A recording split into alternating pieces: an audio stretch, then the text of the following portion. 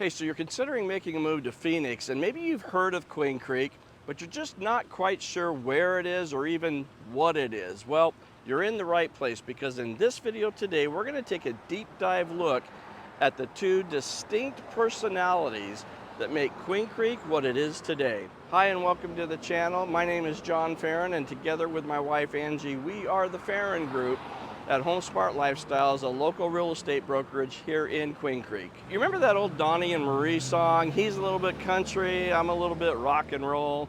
Well, Queen Creek is a little bit country and a little bit urban sprawl. What do I mean by that? Let me explain. Queen Creek is located about 45 miles southeast of Phoenix, right along the eastern edge of Maricopa County. It was founded on a deep-rooted history in agriculture. Now, this community's founding families were drawn to this area in the early 1900s so that they could farm cotton, corn, and potatoes. But before this scattered little farming community was called Queen Creek, it was known by a different name, and that was Rittenhouse. And that's because of the railroad spur that was located near Rittenhouse and Ellsworth roads. Now, this was a spur where the train from Tucson to Phoenix would stop, and the local residents would be able to hop on the train and take a ride on into Phoenix. But as time went on, of course, the community grew a little bit, and the train no longer made its stop at Rittenhouse. And so Rittenhouse name didn't really hold any true meaning any longer, so the change of the town's name was made over to Queen Creek. So where did they come up with that name? Well, way back in the day, about 60 miles east of here, there was an old mine, and it was called the Silver Queen Mine. Well, there was a creek that ran down from the mountains, and it went past the mine, and so it became known as the Queen Creek. And of course, that creek ran down past the mine, through a canyon, and down into what is now known as the town of Queen Creek. Now, I'm not a recent transplant to the area. In fact, I'm an Arizona native, and I've spent my entire life living, working, and growing up in the southeast suburbs of Phoenix. And I can remember back in high school when Queen Creek was just a itty-bitty farming town that was way out east of here, and that's where all the cowboys lived.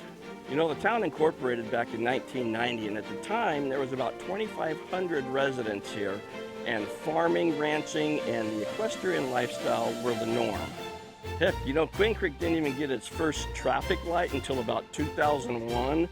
And when my family moved here 8 years ago in 2015, I can remember the push buttons for the walk signals at the intersections.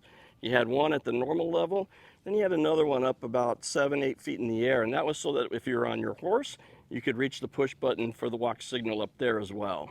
But my, how times have certainly changed. You know, the natural crop rotations have gone from cotton and corn to neighborhoods and master planned communities.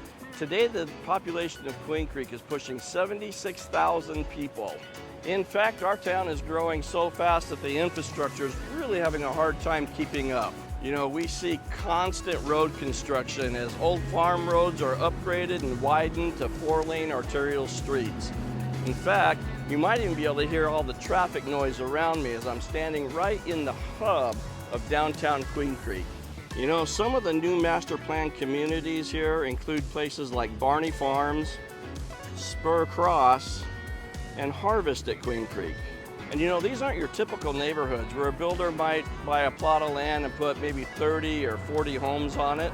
These are huge communities, often with 4 or 5 different builders, and they offer amenities like resort-style community pools, splash pads, sports courts, clubhouses, green belts, catch and release urban lakes, and honestly, the list goes on and on.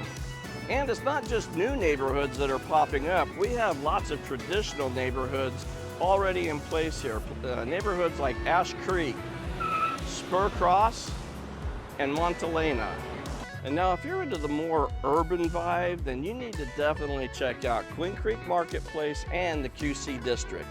These two shopping centers offer the traditional stores such as Target, Burlington Coat Factory, Kohl's, Sprouts, and all sorts of dining options from Subway to Olive Garden to Barrio Queen, Mod Pizza, and really all stops in between.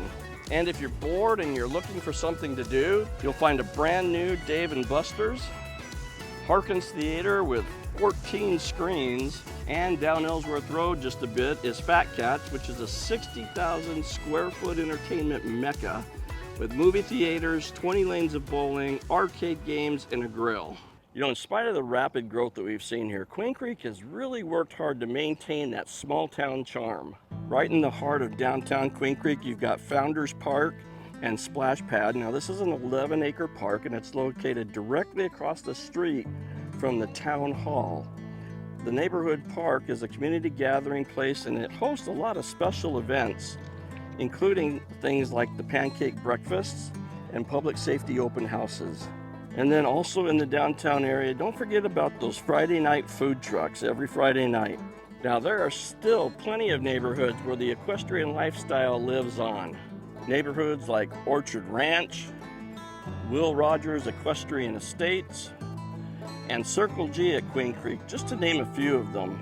And you know, many of these neighborhoods actually have horse paths throughout the neighborhoods that connect up with the Queen Creek Wash or the Sunoki Wash, which both are excellent horse trails. And don't worry, not all of the shopping in Queen Creek is geared toward that urban vibe crowd. Got something you want to fix? Be sure to check out Ace Hardware on Ocotillo Road. And if they don't have what you're looking for, head on over to the local tractor supply store on Ellsworth. You can pretty much bet that if it has anything to do with fencing and gates, horses, outdoor power equipment, sporting goods, grills, and the list really goes on and on, they probably have it.